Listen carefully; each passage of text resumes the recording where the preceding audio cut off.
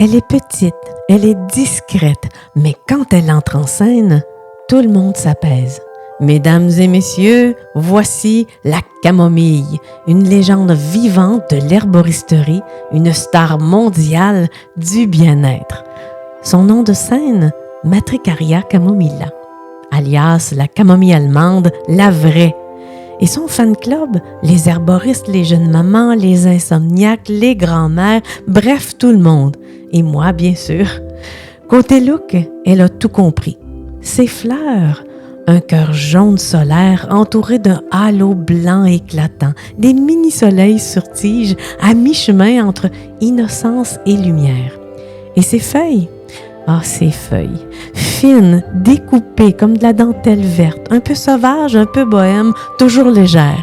On dirait qu'elle est née avec sa propre styliste. Sa voix est douce, mais son impact est immense. Quand elle entre dans l'organisme, c'est standing ovation dans le système nerveux. Elle calme les spasmes digestifs comme une berceuse. Elle caresse les inflammations cutanées avec tendresse.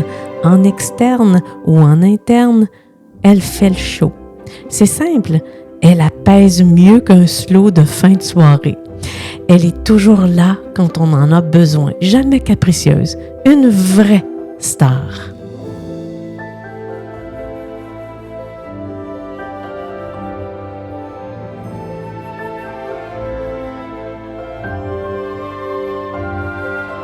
Et derrière ce visage candide se cache une puissance thérapeutique immense, une plante complète, humble et brillante. Je l'aime pour sa lumière, pour sa douceur, pour sa constance. Elle me rappelle que le soin peut être simple, que le réconfort est parfois à portée de main et qu'une fleur peut être une star sans projecteur. Camomille, superstar du calme, merci pour tout ce que tu fais sans jamais réclamer d'applaudissements.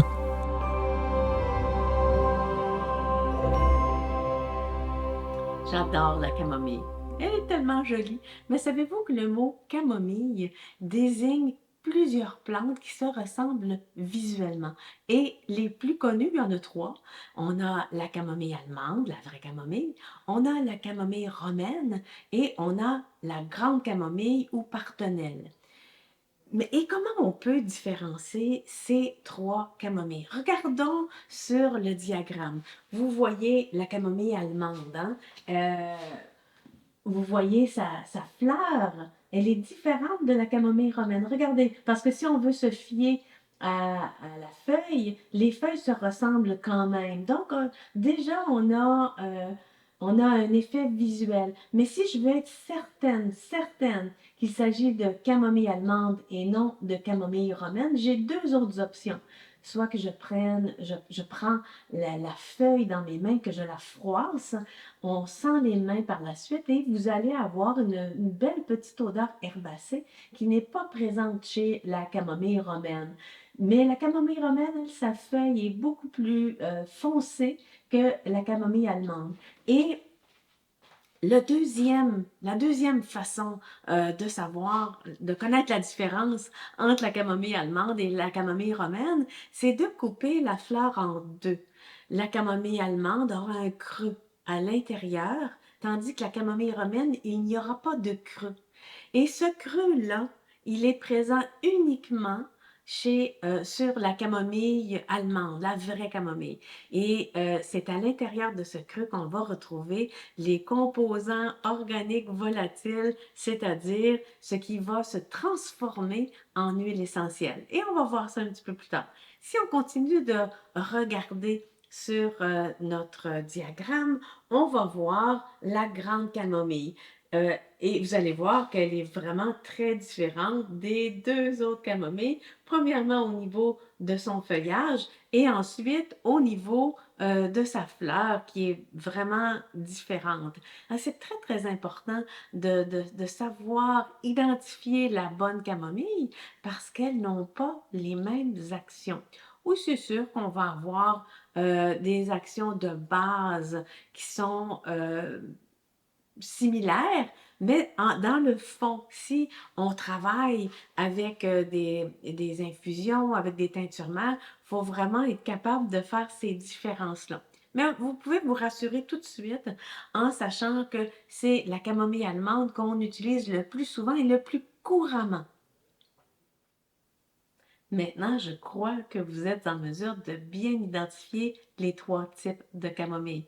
La camomille allemande qui est ici, on voit son petit feuillage, elle n'a pas encore de fleurs, mais on voit que son petit feuillage est très très délicat, hein, de la vraie dentelle. J'ai ici la partenelle, la grande camomille. On voit son feuillage qui est beaucoup plus imposant. Par contre, je n'ai pas de camomille romaine avec moi, mais on sait parce qu'on l'a vu que cette camomille-là ressemble énormément à la camomille allemande et on a fait la différence entre les deux, comment être capable de bien la différencier. Son feuillage est différent, sa fleur est aussi différente parce que les pétales ne se présentent pas de la même façon, mais aussi, si on la coupe en deux, on voit le creux à l'intérieur de la camomille allemande seulement. C'est la seule camomille qui a ce creux à l'intérieur. Donc, là, on est en mesure de bien faire la différence entre les trois types de camomille qui sont les plus courantes, les plus utilisées. Mais on en revient à notre belle camomille allemande parce que c'est elle qui est la plus utilisée en herboristerie. Premièrement, probablement à cause de son goût. Elle a un beau petit goût délicat, un goût mielleux, je dirais, un petit goût sucré. Et quand on, la respire, on prend quelques minutes pour la sentir, elle sent aussi très bon. En fait, moi, je trouve qu'elle sent ce qu'elle goûte. Et quand on veut savoir, d'ailleurs, si nos plantes séchées sont toujours bonnes, c'est une des façons de le savoir, c'est en respirant. Elles doivent être aromatiques, elles doivent sentir bon. Et ici, j'ai une teinture mère de camomille et c'est la même façon de faire. Écoutez, à part l'odeur d'alcool qui est présente, parce que la teinture mère est faite avec de l'alcool, j'ai presque la même odeur que celle-ci, que ma camomille séchée. Alors, je sais déjà que la grande qualité de mes produits, juste à l'odeur. Il y a d'autres façons de détecter et on a vu ça au module 3.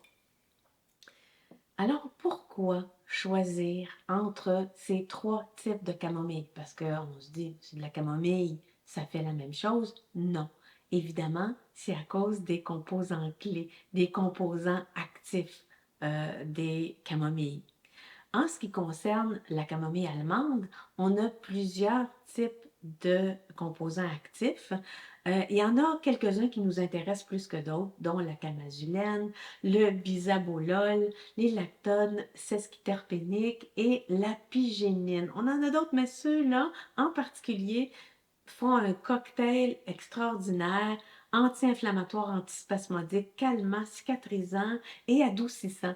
Donc, on a tout ça à l'intérieur de notre camomille allemande. Et il faut dire que cette camomille-là, elle a tellement un bon goût qu'elle est acceptée par tout le monde, parce que le goût est léger et délicieux, oui, évidemment. On en fait en infusion et même en teinture mère, le goût est très bon. Et entre parenthèses, savez-vous que quand vous faites une infusion de camomille, vous pouvez rajouter quelques gouttes de teinture mère. Ça fait juste booster votre infusion.